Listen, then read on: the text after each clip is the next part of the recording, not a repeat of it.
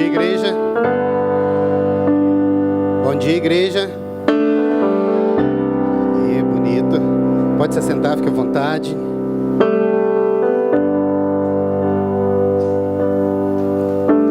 Manhã gostosa de domingo. Tá bem fresquinho hoje. Mas eu quero dizer para você que o negócio vai esquentar aqui. Amém? Amém? Glória a Deus. Segundo domingo do ano, Deus tem falado conosco algumas coisas. Deus tem feito algumas coisas. E nós temos acompanhado a movimentação do Espírito Santo. E temos tentado nos mover nisso. E Deus me levou nas vezes que eu ministrei a palavra no ano passado.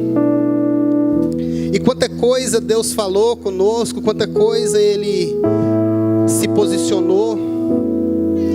E nós estamos entrando no ano de 2019 e nós temos que pensar que o ano de 2019 não pode ser o ano igual o 2018. Algumas coisas estão se alinhando.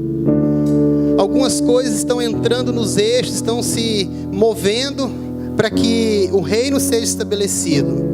Nós estamos entrando num ano onde a promessa de Deus irá se cumprir nas nossas vidas.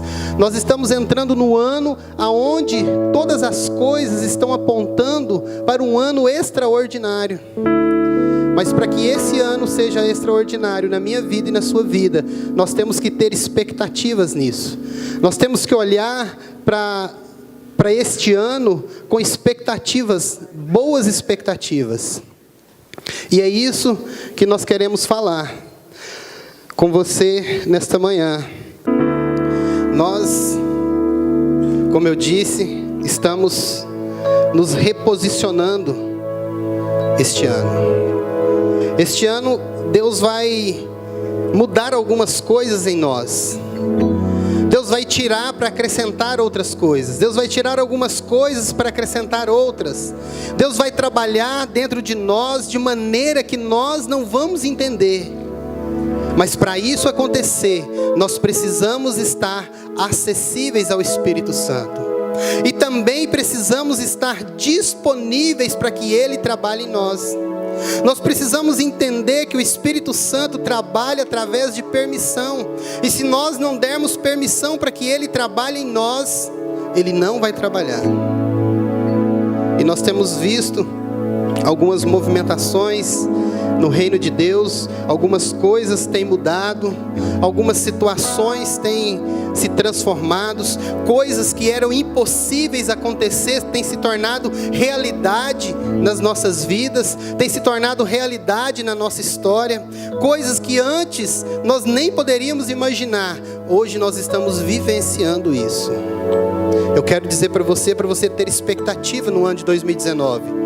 Você precisa elevar a sua expectativa. Você precisa acreditar naquilo que Deus colocou sobre você. Você precisa crer naquilo que Deus tem feito neste lugar, tem feito nessa cidade, tem feito neste país. Você precisa acreditar na movimentação do reino. E você precisa estar junto dessa movimentação. Nós precisamos estar na nuvem. Pastor Luiz pregou semana passada, à noite, eu estive no culto e ele falava sobre a movimentação da nuvem. Nós precisamos nos movimentar junto. Nós não podemos ficar para trás, porque quando nós ficamos para trás, nós somos alvo do inimigo. Nós somos alvejados pelo mal. Nós somos praticamente destruídos e assolados quando nós não nos movimentamos com a nuvem. E é sobre isso que eu quero falar nesta manhã. Sobre propósito e chamado. Para o ano de 2019, nós precisamos entender o nosso propósito e o nosso chamado. Pastor, mas não é a mesma coisa? Propósito e chamado não é uma coisa só? Não, não é uma coisa só. Propósito é algo que é colocado sobre mim e sobre você, para que eu possa fazer e para que você possa fazer. É um lugar onde nós vamos atingir. É algo que nós estamos trabalhando para alcançar. e chamado é o caminho que nós vamos utilizar até chegar lá. Você precisa cumprir o seu chamado para atingir o seu propósito. Você precisa entender o seu chamado para atingir o seu propósito. E nós muitas vezes estamos trabalhando de maneira errônea. Nós estamos trabalhando com o chamado do vizinho e tentando atingir o propósito do outro. Nós não estamos conseguindo avançar. Pastor, mas eu estou fazendo tanto para Deus, estou trabalhando tanto para Deus, porque as coisas na minha casa não acontecem. Porque você está trabalhando errado. Porque você está fazendo para Deus sem Deus. Muitas pessoas Deus chama para um propósito, Deus chama para uma coisa, e ela está fazendo outra. E eu quero dizer para você que não adianta nós termos habilidade, nós termos experiência, nós temos informação, nós sermos inteligentes, se nós não podemos usar isso para o crescimento do reino. Tudo aquilo que foi colocado em nós, primeiro veio dele. Tudo aquilo que está em nós, primeiro veio do Senhor. Efésios 3:4 diz que Ele nos gerou nele, antes mesmo da fundação do mundo. E tudo aquilo que existe, tudo que foi estabelecido, primeiro nasceu dele. Nada foi feito sem Ele. Nós precisamos entender isso. Então tudo aquilo que foi gerado, tudo aquilo que está sendo gerado para nós, primeiro passou por Ele. E nós precisamos entender, se nós não caminharmos de maneira certa com o nosso chamado e o nosso propósito, nós vamos caminhar e não vamos chegar a lugar nenhum. Você já viu a vida de algumas pessoas que nada dá certo? Estão na igreja há 10, há 20, há 30 anos. Já estão se aposentando no evangelho. E nada na vida dessa pessoa deu certo, porque ela não entendeu o chamado e não cumpriu o propósito. Mas você já viu pessoas que é recém-batizado, tem 2 meses, 3 meses, 4 meses, 1 ano, entendeu o seu propósito e está andando dentro do seu chamado, e as coisas começam a acontecer, e você fala, nossa, ele cresceu rapidamente, porque entendeu o chamado e o propósito. Não adianta nós termos muita experiência, muitas habilidades, se nós não utilizarmos isso da maneira correta. Não adianta eu entender o meu propósito se eu não utilizar o meu chamado para atingir o meu propósito. E muitas vezes nós estamos misturando chamado com propósito. Eu vejo as pessoas se confundirem com isso. Eu hoje tenho um chamado como pastor, mas Deus pode me chamar como profeta. Eu estou falando de profeta daqueles antigos. Não estou falando do profeta da atualidade não, que sai lançando profetadas tortas e às direitas, bagunçando a situação. Não estou falando disso. Eu sou chamado como pastor, mas posso ser chamado como mestre. O livro de Efésios, no capítulo 4, coloca para mim, capítulo 4, verso 11. Fala sobre o nosso chamado. Olha só. Foi Ele quem deu os dons às pessoas. Ele escolheu alguns para serem apóstolos, outros profetas, outros evangelistas e ainda outros para pastores e mestres. Isso aqui é a estrutura da igreja. Esse versículo 11 de Efésios 4 é a estrutura daquilo que nós vivemos. Você, ainda que não entenda, você está inserido dentro disso. O seu chamado está aqui para atingir um propósito. Nós vivemos e não entendemos qual é o nosso chamado. Nós caminhamos com Deus, nós trilhamos algumas estradas, nós trilhamos alguns caminhos, mas não entendemos qual é o nosso chamado. Por isso não atingimos o propósito ao qual nós fomos chamados. Deus nos convidou e nos deu esta cidade. Nós temos o propósito de levar o evangelho aos 4 cantos dessa cidade. E você tem um chamado para que esse propósito se cumpra. O problema é que nós não tomamos posse do chamado, não entendemos o chamado e não queremos o propósito. E aí levamos uma vida medíocre no evangelho, uma vida rasa no evangelho, uma vida mal vivida, porque nós não queremos caminhar de acordo com a vontade de Deus, nós não queremos atingir aquilo que Deus tem para nós. Interessante que a pastora, eu mais ela estava conversando ontem, e ela falou algo interessante, que se Deus mostrar o caminho que a gente tem que trilhar para atingir o propósito, raramente alguém ia querer o propósito. E aí eu me lembrei de José. Se Deus tivesse mostrado para José o caminho que ele teria, ao invés de dar o sonho que ele seria, José não tinha aceitado. Muito difícil. Se Deus tivesse falado para ele, ó, seus irmãos vão tentar te matar, vão te jogar num buraco, você vai ser vendido como escravo, né? Você vai trabalhar na casa de Potifar como escravo, a mulher dele vai dar em cima de você, você não vai querer ela, você vai ser preso, ficar 3 anos preso, para depois ser levantado. Você vai ralar, cara, mas lá no final você vai atingir o propósito. Mas o que Deus fez? Deus deu a visão para ele do propósito.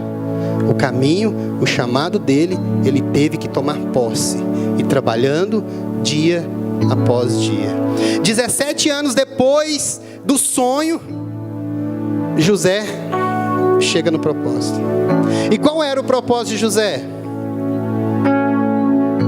Salvar uma nação.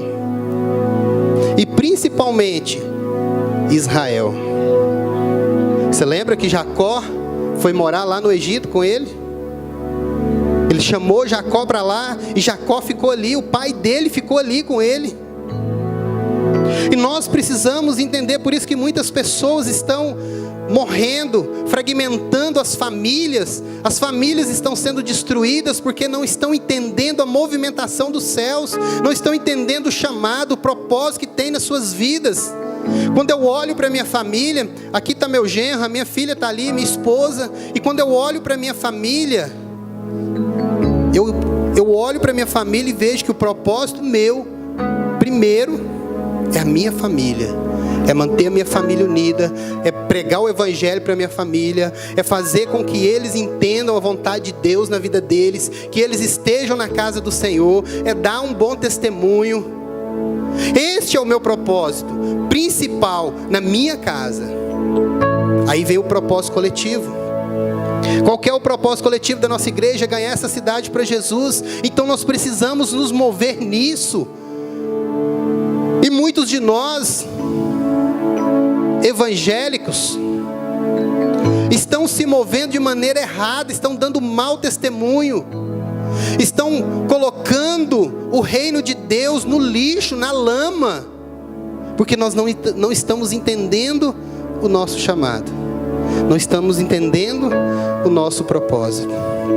Nós não podemos deixar com que aquilo que Deus nos deu nos prenda, as habilidades que Deus nos deu, as experiências, a sabedoria, isso não pode nos roubar dele.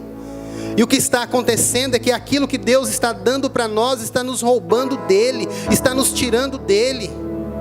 Nós estamos diariamente na fila da bênção, enquanto nós deveríamos estar ensinando os nossos filhos sobre o reino de Deus, porque nós já fomos abençoados. A bênção já foi nos dada há mais de 2000 anos atrás. Já foi colocado em nós o Espírito Santo de Deus. Nós já somos vencedores. As pessoas estão vindo para o culto atrás de vitória. Não, vou lá buscar minha vitória. Ei, a sua vitória já foi conquistada na cruz. Já está lá, você já é vitorioso. Não venha para a igreja buscar nada, venha para oferecer. Venha para a igreja para prestar um culto ao Senhor, para se entregar ao Senhor. Paulo diz em Romanos capítulo 12, verso 1, que nós temos que nos entregar como sacrifício vivo ao Senhor, que nós temos que nos entregar como sacrifício vivo. Esse é o nosso culto racional a Ele. O sacrifício não foi abolido, ainda está aqui. A diferença é que no Antigo Testamento, na Velha Aliança, se sacrificava, matava, espergia o sangue. Hoje nós nos oferecemos como sacrifício vivo. E é isso que Ele quer. E ele continua no versículo 2 dizendo: transformai-vos pela vossa mente, para que você possa experimentar a boa e agradável e perfeita vontade de Deus. Mas nós precisamos transformar a nossa mente, transformar a nossa vida. Através da transformação da nossa mente, nós vamos transformar os nossos caminhos. E nós não podemos dizer que nós servimos a Deus, que nós caminhamos com Deus, que Deus é o nosso Senhor, se nós não amarmos as pessoas, se nós não amarmos aqueles que aqui estão, se nós não amarmos o nosso colega, se nós não fizermos cumprir o nosso chamado, para que se atinja o propósito ao qual nós fomos chamados. E esse é o mal da igreja de hoje. As pessoas estão com muita fome de Deus. Nós vemos isso, as pessoas estão com fome. Estão com muita fome. Nós andamos e nós falamos de Jesus, e nós temos lá as pessoas que caminham conosco, que é do nosso meio, e elas estão com fome de Deus, elas perguntam as coisas, mas sabe qual é o problema? Estão comendo qualquer coisa. Sabe por quê? Porque nós não estamos entendendo o Evangelho, nós não estamos entendendo o propósito nosso aqui nesse lugar, nós não estamos cumprindo o nosso chamado, então nós dizemos qualquer coisa, e as pessoas estão sendo contaminadas por alimento ruim, estão comendo qualquer coisa, isso tem feito mal. Pastor, mas como que elas estão comendo qualquer coisa se vem no culto no domingo? O culto no domingo não alimenta você a semana toda. Entenda isso. E as pessoas que estão interessadas em Deus estão comendo de comida estragada. Estão se alimentando de pessoas que não têm vida com Deus. Estão escutando pessoas que não têm vida estruturada no Senhor. E isso tem levado à destruição das famílias. Acaba com a fé das pessoas. E talvez nós precisemos mudar algumas coisas nas nossas vidas no ano de 2019, para que o propósito do Senhor seja atingido. Coloca o verso 12 de Efésios 4 para mim, por favor.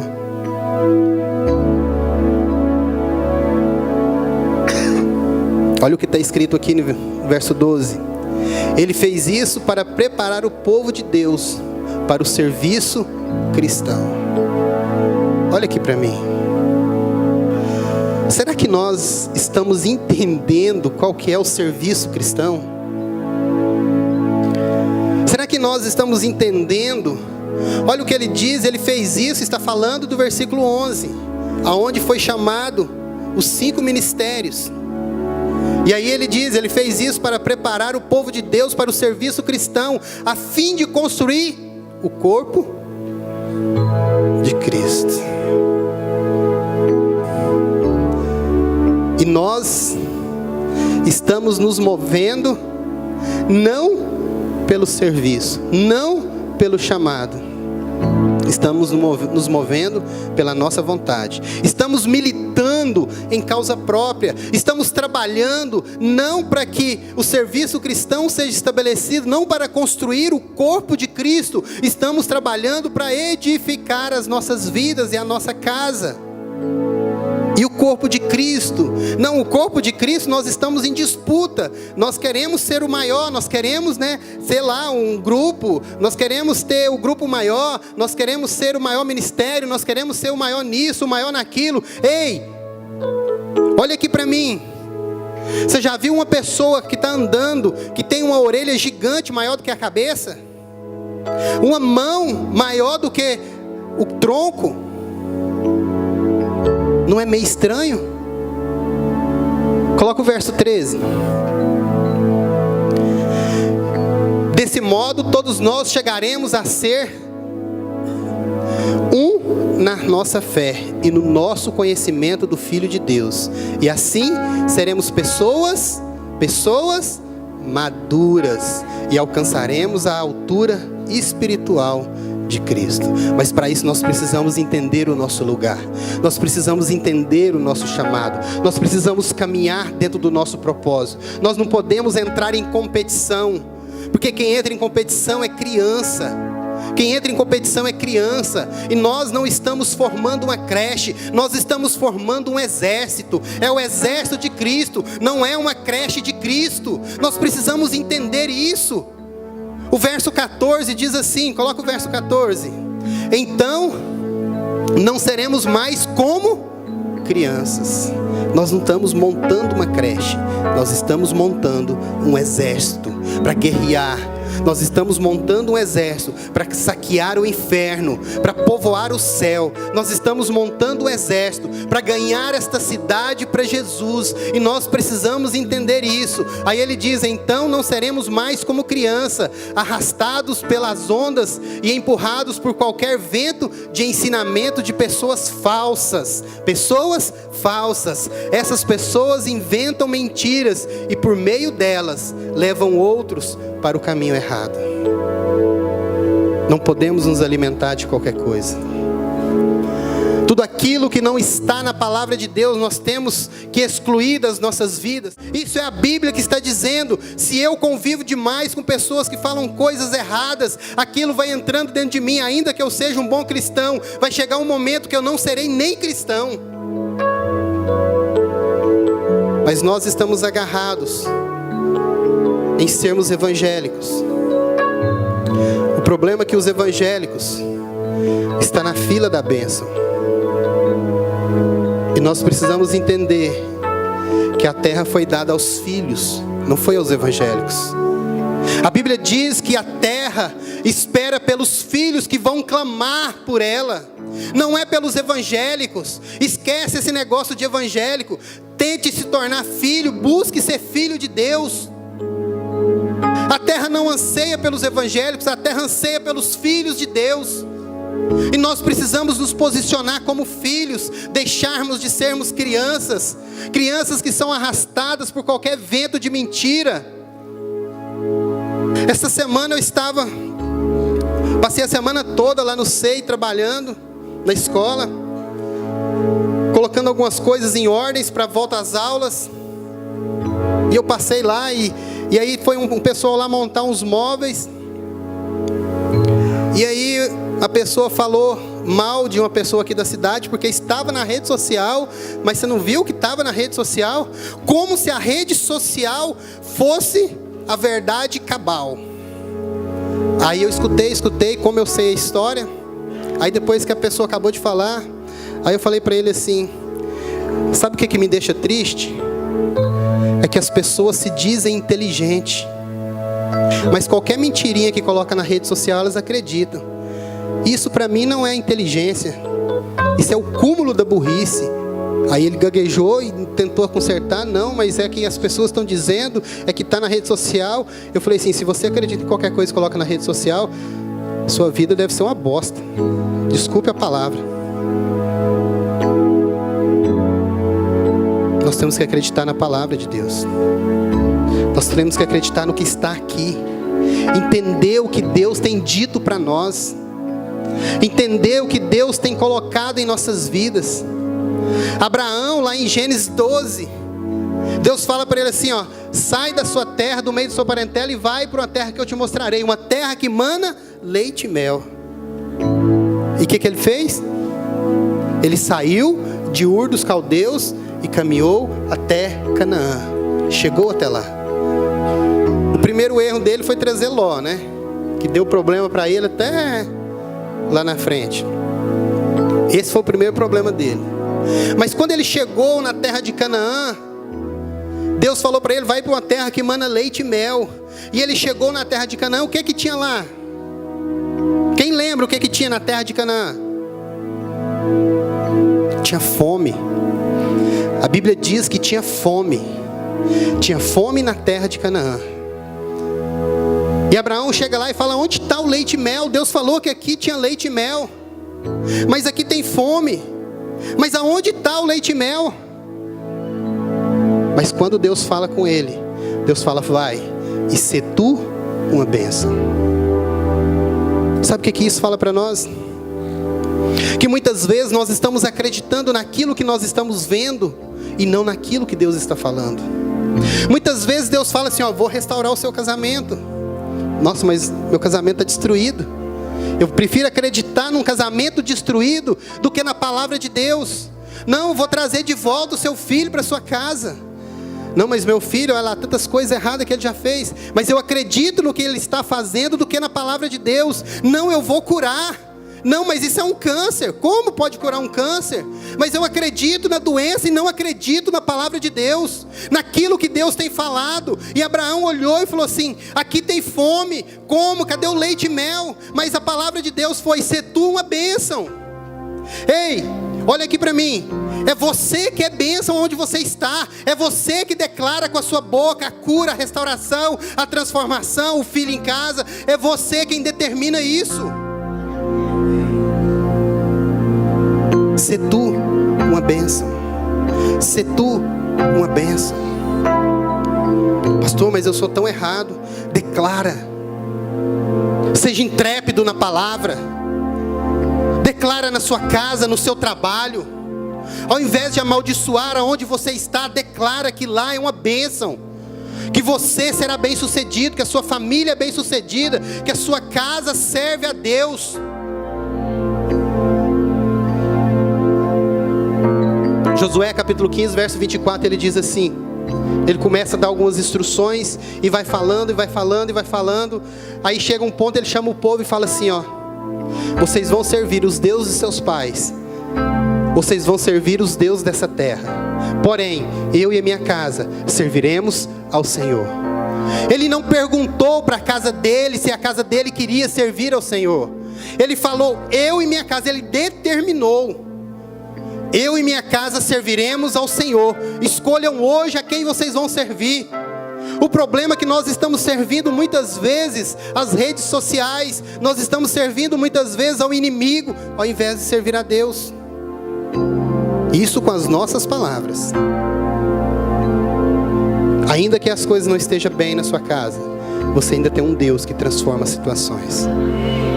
Ainda que as coisas não estejam como você quer, você tem um Deus que tem promessas sobre a sua vida. Você tem um Deus que vai cumprir todas elas. Todas as promessas feitas a você, Deus irá cumprir.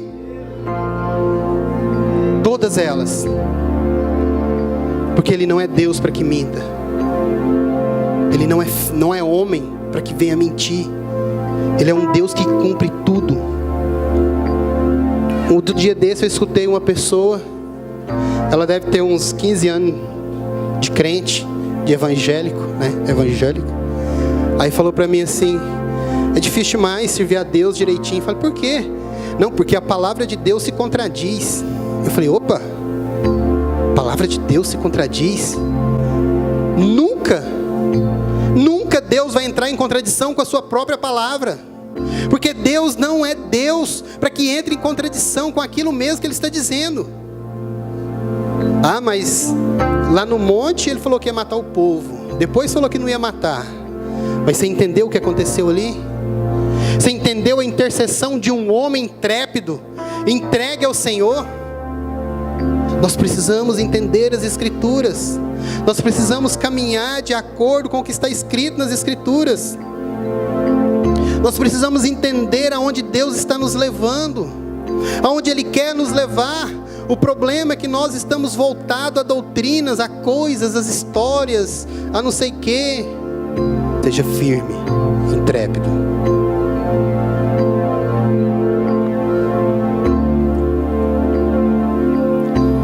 E aí, nós, com a nossa vida evangélica, viemos para a igreja e às vezes levamos alguma repressão, e aí nós ficamos machucadinhos, né? Vou sair da igreja, não vou mais nessa igreja, o pastor falou isso, o irmão não me olhou, aconteceu isso, fica machucadinho, casquinha de ovo.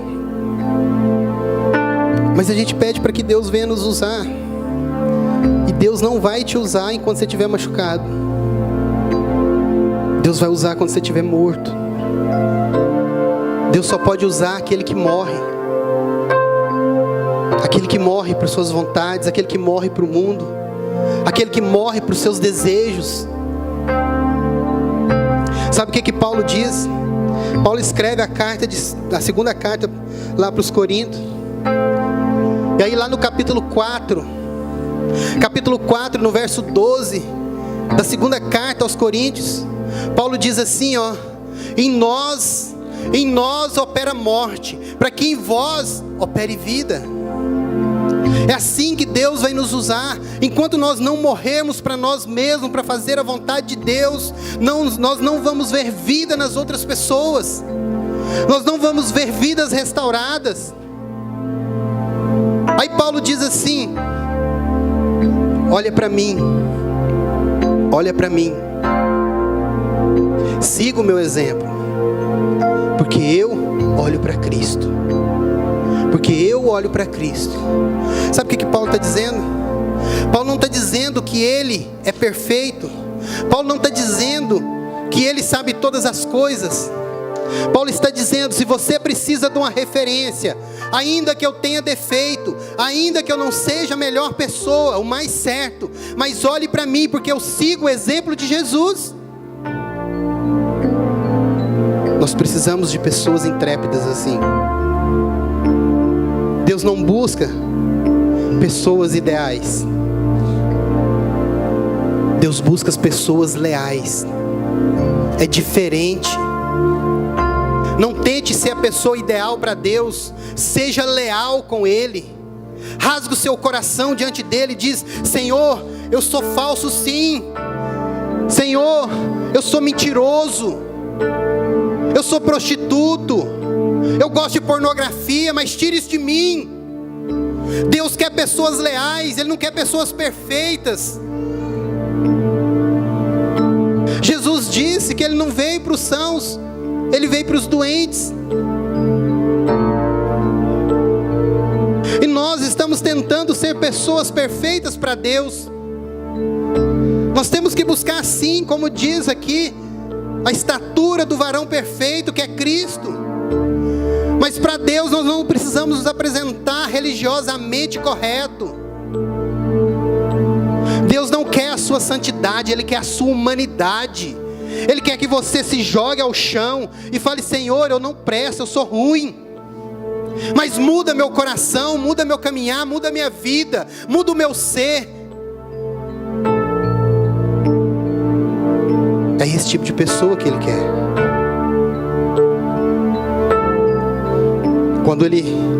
Quando Saul, lá no livro de Samuel, capítulo 13, Saul é rejeitado por Deus, porque ele sacrifica antes da hora. Aí Samuel chega ali e fala para ele assim: se você estivesse esperado a hora certa, o seu reinado seria estabelecido para sempre. Mas ele diz algo bem interessante.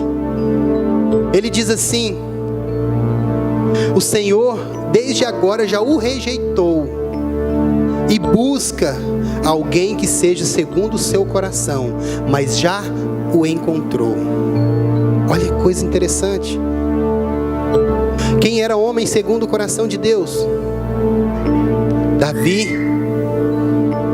E aí Deus diz isso através do profeta Samuel, diz isso para Saul, que ele estava procurando alguém segundo o seu coração, mas já o encontrou. E aí eu me pergunto: Davi era o homem mais perfeito? Não era. A Bíblia diz que ele era pequeno, franzininho e ruivo. Eu estou bem na fita, só não sou ruivo. A Bíblia diz que ele era pequeno, franzininho e ruivo. Outra coisa interessante, que nós lendo, né, a Bíblia e os manuscritos, os estudos, outra coisa interessante sobre Davi: ele era bastardo. Olha só, ele não era, de longe ele era perfeito. Saul era o perfeito. A Bíblia diz que Saul era grande, se sobressaía sobre todos os homens, era bonito, forte. Mas Davi não. Davi era homem segundo o coração de Deus. Deus não busca a sua aparência. Deus não busca a sua santidade. Não precisa levantar as mãos no meio das pessoas para demonstrar a sua santidade. Deus busca o seu coração. É isso que Ele quer, é isso que Ele vem falando, é isso que Ele vem trabalhando. Cumpra o seu chamado para atingir o propósito que Deus colocou na sua vida. Estamos começando o ano de 2019, estamos no segundo domingo, e nós precisamos refletir sobre aonde nós estamos caminhando, que caminho nós estamos trilhando, o que nós estamos fazendo com as nossas vidas. Nós não somos perfeitos, longe de ser perfeito, mas nós temos que buscar e falar com o Senhor, buscar a presença dEle conosco, para nós, para que Ele ande conosco. Nós precisamos estar inserido nele. Pastor, mas isso é muito complicado. É complicado mesmo, é loucura. Isso é loucura. Como que você vai sair lá fora e falar para um desconhecido que Deus criou a gente, nos fez e agora habita dentro de nós? Como que você vai falar isso para o povo? Que o Criador habita dentro da criatura. Nós precisamos entender isso. Pastor, mas eu não sinto, eu não estou sentindo. Eu venho para o culto, eu não consigo sentir Deus. Aí está o problema. Você quer sentir para saber que Ele existe, quando na verdade você precisa saber para sentir Ele. Você tem que saber que Ele habita em você. Você tem que saber que Ele está dentro de você, que em qualquer lugar que você estiver, você pode sentir Ele. Basta você se conectar a Ele. Pastor, mas eu não consigo. Então entra no seu quarto e fecha a sua porta. E o Deus que te vê em secreto, Ele te recompensará. Assim diz a palavra dEle.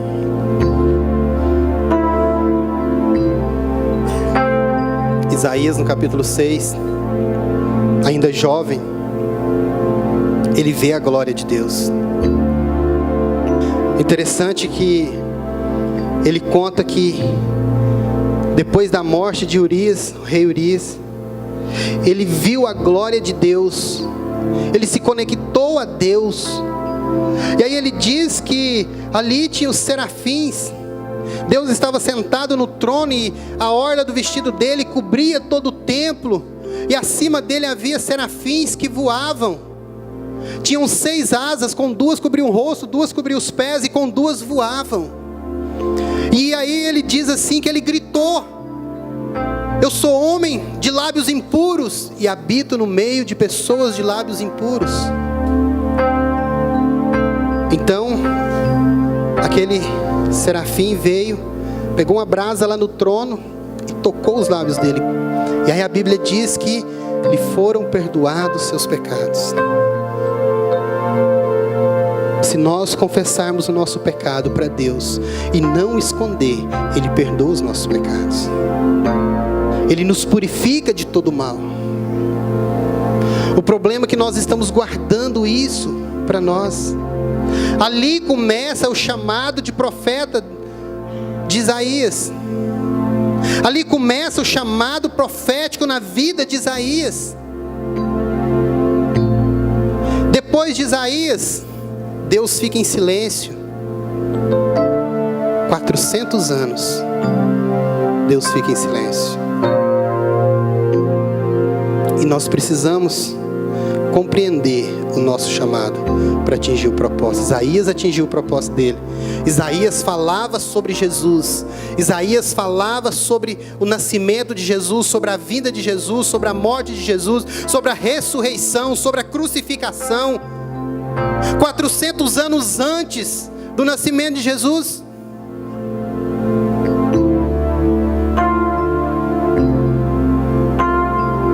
E nós precisamos falar de coisas concernentes a Deus.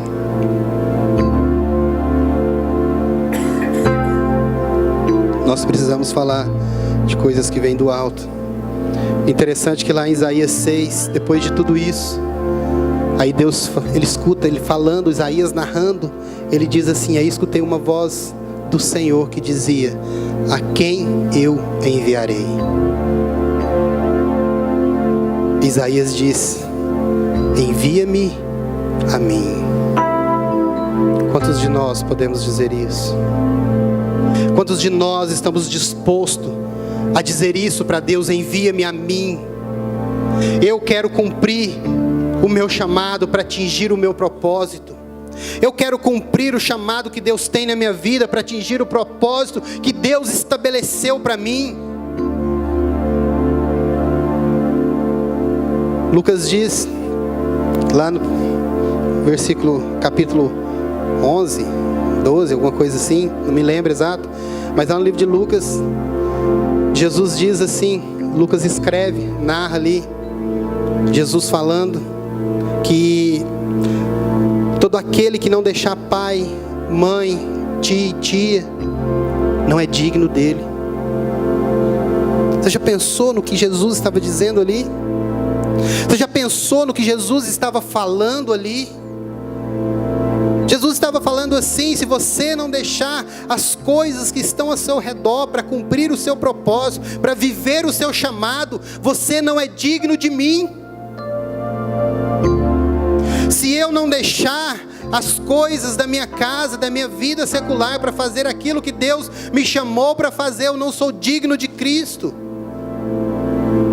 E eu coloco o sacrifício na cruz, inválido na minha vida, e eu não vivo mais nele.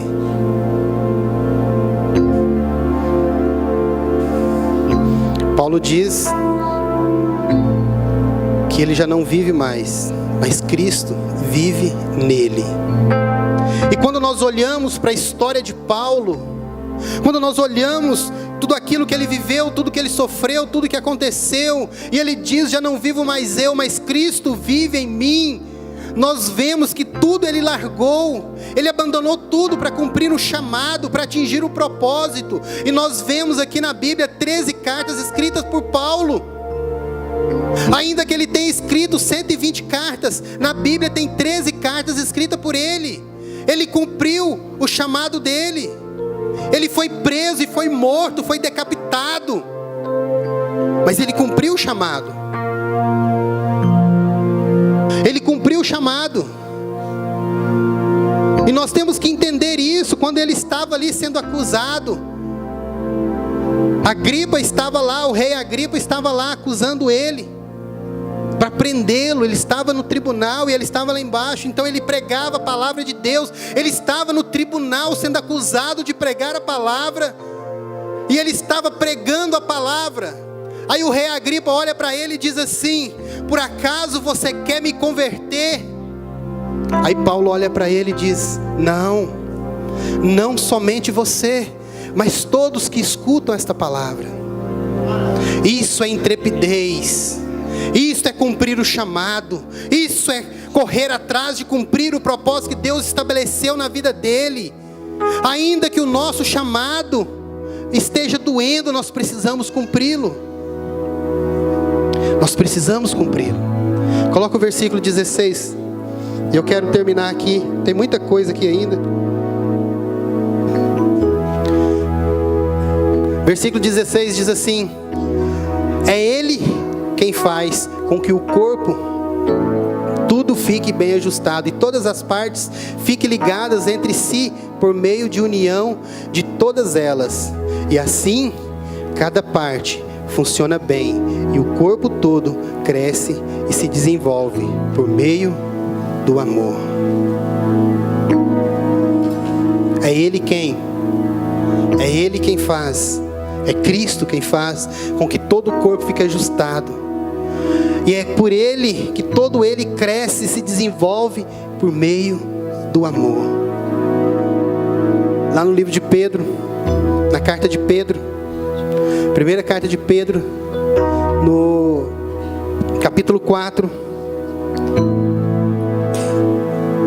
Pedro diz assim, primeira carta de Pedro, no capítulo 4, Pedro diz assim: todos exerçam o chamado de Deus para servir uns aos outros. Você entende isso? Você entende o que Pedro está escrevendo ali? O que ele deixa para nós? Que ensinamento é esse? Eu tenho um chamado, eu vou cumprir um propósito, mas ele escreve assim: todos Exerça o seu chamado. Trabalhe com seus dons. Trabalhe com a sua experiência, com seus ensinamentos. Trabalhe com aquilo que você tem, com tudo que Deus te deu, para servir uns aos outros. Foi para isso que nós fomos chamados. Para servir uns aos outros. Não fomos chamados para competir uns com os outros. Fomos chamados para ser um em Cristo. Fique de pé.